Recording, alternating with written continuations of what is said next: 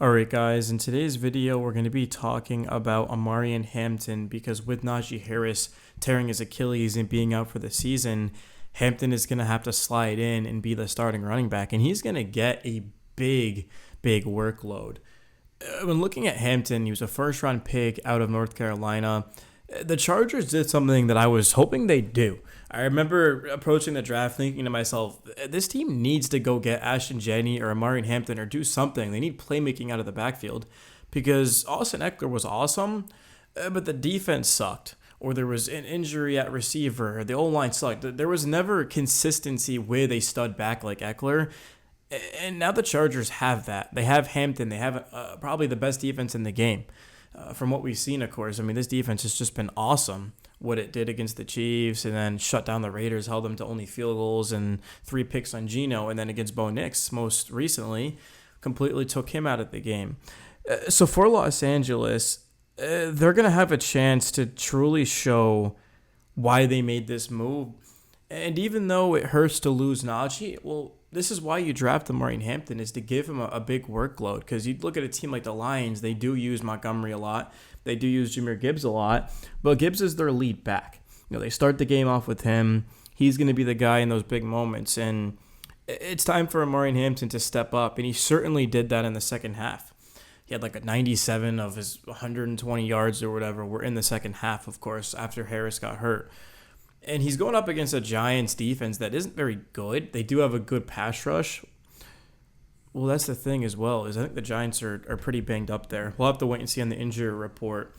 But New York, they're starting Jackson Dart. This is a Hampton video, but I do want to give an analysis on my thoughts about Jackson Dart starting. He played a snap against the Chiefs. This is a very dangerous decision for the Giants to have a rookie go up against the Chargers. Even seasoned veterans have struggled against this defense. The Chargers gave up the fewest points in football last season. And then what happens this year? They're off to an even better start. The Chiefs weren't able to move the ball. The Raiders couldn't do anything. The Broncos, sure, they had an explosive second quarter, early start of the third, but for the majority of the game, the Broncos offense was non-existent. That's 92% of the game. The Broncos did nothing with the football.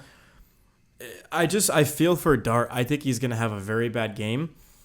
He might not be under pressure the most because Khalil Mack's not out there, and the Chargers, their pass rush didn't look great against the Broncos. I don't think this team's capable of rushing forward consistently against competent teams. The New York Giants are far from competent, though. They have a terrible offensive line. If you guys think the Chargers have a bad offensive line, wait till you see the New York Giants offensive line. I think rushing forward should actually work in this game. I think Tuli Tuipulotu has a big-time performance. Your first game against the Chargers, a 3-0 team that sort of has a fire lit underneath them after what happened against the Texans in the playoffs, and then they come into the season, they lose Slater, and nobody really expects them to do much. It's like, well, we got to see it to believe it, and that's why we've seen Justin Herbert play at the best level of his career so far. The defense has crushed it. Losing injuries has been the problem. Slater, Harris, Mack, that's 3 starters alone right there. I know that Mack is probably going to be back in the fall. He's probably going to be back in like 2-3 weeks. Well, he has to miss at least 4 games, so he's going to miss at least 3 games, but I think he'll be back after that. But Los Angeles, they've looked awesome, man. They're currently 3rd in power rankings. The only teams ahead of them are the Buffalo Bills and the Philadelphia Eagles, which I did not see that coming. I'm not like overly surprised the Chargers are 3-0, but in terms of being the 3rd best team of football, I didn't see it coming, man, especially without Slater. But this team it's proven me wrong, and they legit look like a contender. A large reason for that is a guy like Keenan Allen, who's on the screen right there. He stepped up and he's delivered. He's got a touchdown in every game. He's getting 60 or more yards. He's the only receiver to, again, have a touchdown and 60-plus yards in all 3 games this season. He's not towards the top of the league in receiving yards, but he's just been consistent. Quentin Johnson has been awesome. Ladd McConkey all of a sudden doesn't need to see 12, 13 targets a game. He saw 7 last week, same as Aronde Gadsden, who was activated because of the Will Disley injury. So you have a complete, efficient offense. Now it's just a matter of what do the Chargers do behind Hampton, because they don't want to run him to the ground. He will be the lead back. He'll be a bell cow. But I don't think it's fair to do this to Hampton in his first season. You need a veteran. You need someone even if it's like Kamani Vidal, I mean, Raheem Sanders, I mentioned him in my last video, but one of you guys told me in the comments that he is currently with the Cleveland Browns practice squad, so that is no longer an option. Well, technically, can't you steal practice squad players? I don't know. I think that might be a Madden thing. Let me know if that's actually a real thing. I don't even know the rule on that. But they need someone. They need someone who can come in here and get carries. I mean, even if it's, let's say that Hampton has like 18 carries, even if someone come in here and get 5 or 6 carries just to take some of the pressure off of Hampton. And he's also a good pass blocker as well. He can protect Herbert and on those blitzes, which is huge too, because the Chargers line isn't the best. It's not the worst, but it's not that great. So you need tight ends that can chip, and you need running backs that can block. So that's going to be something to keep an eye on moving forward, is how do the Chargers look running the ball with Amari Hampton versus not having Najee Harris, because he was the starter coming into the year. So the Chargers lost their starting running back.